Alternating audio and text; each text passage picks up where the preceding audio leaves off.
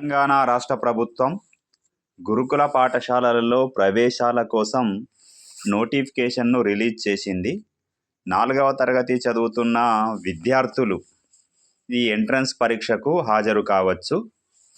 అయితే అన్ని గురుకులాలు ఎస్సీ, ఎస్టీ, బీసీ గురుకులాలకు సంబంధించి ఒకే ఒక ఎంట్రన్స్ పరీక్ష ద్వారా వాళ్ళు విద్యార్థులకు ప్రవేశాలు కల్పిస్తారు. జనవరి 21వ తారీఖు వరకు అప్లికేషన్లను స్వీకరిస్తున్నారు. ఒక ఫోన్ నంబర్తో ఒకసారి మాత్రమే మనము ఒక క్యాండిడేట్ మాత్రమే అప్లై చేయవచ్చు.